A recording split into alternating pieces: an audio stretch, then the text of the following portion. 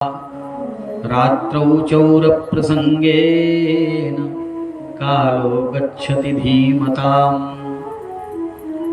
प्रातः काल दोपहर का समय और सायंकाल अथवा रात्रि का समय, ये जो समय है,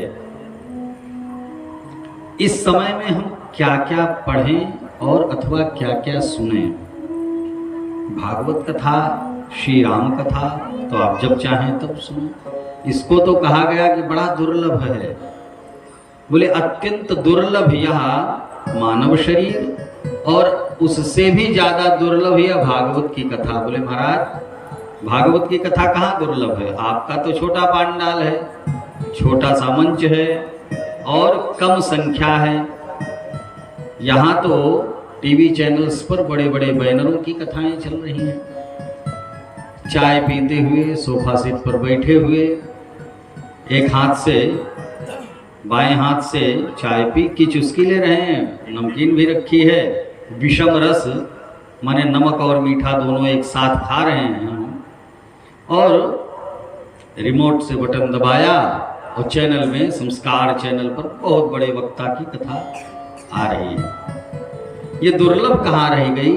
अब तो अभी तक तो यहाँ पर महर्षि वेदव्यास जी ने लिखा कि गेहे गेहे जने जने, हर घर घर में यह भागवत कथा पहुंच गई। और जने जने माने हर आदमी के पास, हर आदमी के पास। यह मोबाइल में आप देखिए तो हर आदमी के पास वो भागवत कथा। तो क्या सुन पाते हैं?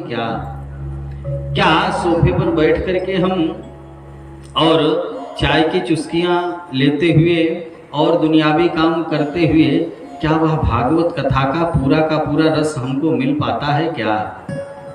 शायद नहीं, क्योंकि वह कथा तो मशीन की कथा है, वह निर्जीव पदार्थ होता है। वह सजीव पदार्थ, एक मुर्दे के द्वारा बताई गई कथा, वह उतना, चूंकि मुख है, हर मुख की अपनी बात है। किसके द्वारा कथा सुनी जाए और कैसे सुनी जाए, इसका बड़ा महत्व है, और तब वह लाभ पहुंचाती है। भगवान की कथा को प्रातः काल हम कौन सी कथा? बोले प्रातः द्योत प्रसंगेन। जिस ग्रंथ में जुए का प्रसंग आया हो, ऐसा जुए का प्रसंग वाला जो ग्रंथ है श्रीमन महाभारत, ऐसे महाभारत को हम प्रातः काल पढ़ें। बोले महाभारत, महाराज जिसके यहाँ पर महाभारत पढ़ा जाए, ये तो उसमें जो महाभारत का वर्णन किया गया है, 18 क्षोणी सेना, 5 पांडव और कौरवों का दल जो ये युद्ध किया, ये केवल क्षत्रियों के लिए ऊर्जा बढ़ाने के लिए, केवल एक काम, उनके अंदर जो महाभारत को पढ़ करके उनमें जोश आ जाए।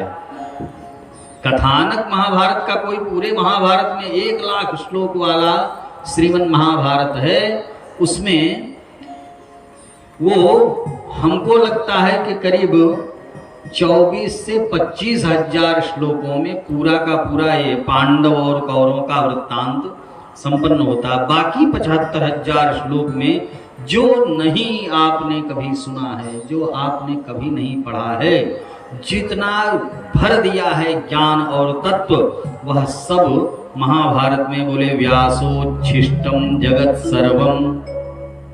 महर्षि वेदव्यास जी का जितने बड़े बड़े कवि हैं, जितने बड़े बड़े विचारक हैं, और जितने बड़े बड़े विद्वान मनीषी हैं, वह सब व्यास जी का जूठा ही लिखते हैं, उनका लिखा हुआ ही पढ़ते हैं, और जो उनके द्वारा लिख दिया गया वही बोलते हैं।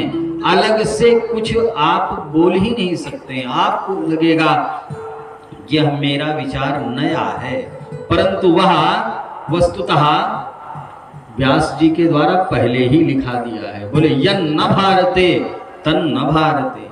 जो महाभारत में नहीं है, वह भारतवर्ष कहाँ तक है, अफगानिस्तान तक, जहाँ तक आपने पुराना नक्शा देखा होगा सोशल मीडिया में, वो ज्ञान तो लेने की भी जरूरत नहीं, अलग से जानकारी, सब भूगोल खगोल का वर्णन सब उस मुट्ठी में आपके कैद है। आप देखिए, सब पढ़ लीजिए। तो भारतवर्ष की सीमाएं जहाँ तक हैं, वहाँ की संपूर्ण सनातन संस्कृति सब महाभारत में निबद्ध है। उस महाभारत को जब हम पढ़ते हैं या सुनते हैं, अब उसका मेथड है कि घर के अंदर भी महाभारत का ग्रंथ अगर रखो तो शांति पर्व सबसे ऊपर रख दो। उसमें 18 पर्व हैं, अंतिम वाला पर्व शांति पर्व है। श्रीमद् महाभारत की एक छोटी सी बिटिया और श्रीमद् महाभारत का ही एक छोटा सा पुत्र और पुत्री, ये दो कौन? श्रीमद् भगवद गीता जिसमें 18 अध्याय हैं। ऐसे श्रीमद् भगवद गीता को भी आप पढ़ लो तो महाभारत पढ़ने का पूरा पुण्य आपको प्राप्त हो जाए। महाभारत आप नहीं पढ़ सकते हो तो 18 अध्याय वाली, और ज़्यादा अगर आपको कष्ट होता है तो केवल 18वां अध्याय पढ़ लो तो पूरे महाभारत को पढ़ने का पुण्य प्राप्त होगा।